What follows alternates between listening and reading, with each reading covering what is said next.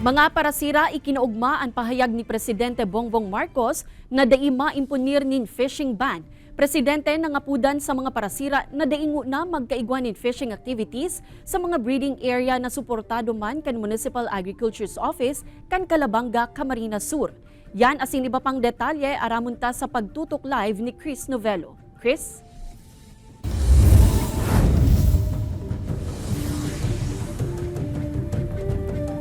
Kate, sa pagbisita ni President Ferdinand Marcos Jr. kang nakaging aldaw sa Camarines Sur, pinaliwanag o pinaglinaw kainin na day maimpunir ang gobyerno ng fishing ban na ikinaugma naman kan mga parasira sa probinsya. Makalisan sa nainot na pahayag sa planong pag-impunir ng fishing ban sa pirang partikan kadagatan sa nasyon. Nilinaw niya ni Presidente Bongbong Marcos na bakong fishing ban ang maut kaini mangyari nga ning mas magdakol ang produksyon kan sira sa nasyon. Hindi magandang pagkapaliwanag ko. Hindi fishing ban ang pinag-usapan ko.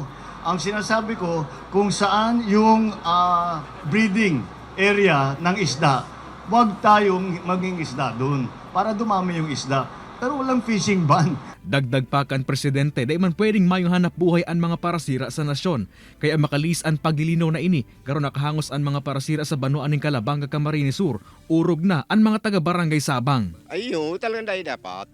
Tama, may ba yung makukuha na hindi ni source ding pagbuhay, income, pag sira man lang. Ano na palang pagbuhay ng mga tao? Na. Yun naman inaasahan dyan ng mga tao sa kapatid-isip. Nag-eskwela bakit dyan ang kinukuha. Suportado man kan Municipal Agriculture's Office ang pangapodan kan Presidente na di magsira sa mga breeding area o sanctuary kan mga sira. Aminado kaya ang opisina na may pagdikit sa mga naradakop na sira sa San Miguel Bay na resulta subot kan pagkaraot kan mga sanctuary na pigsabayan pa kan illegal fishing. Kinakamundo, day po na pangalagaan kang mga nakahaging taon, si mga sira po, sabi po ninda nagbaba. Tapos mga previous nindang data na dati, sabi rin may mga sira pa daa, ngunyan kang nag-reassessment sinda, marayo na po ito.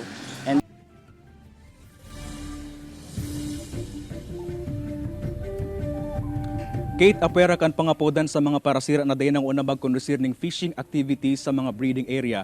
Plano man kan Municipal Agriculture's Office kan Banuan ng Calabanga, Camarines Sur na paamyendahan sa saindang Sangguniang Bayan ang 2 dekada na kaining Municipal Fisheries Ordinance asin madagdagan ang puwersa kan saindang bantay dagat na masawata sa mga parasira nagkukondusir ng illegal fishing activities asin overfishing dyan sa San Miguel Bay. Kate? Jos Mabalos, Chris.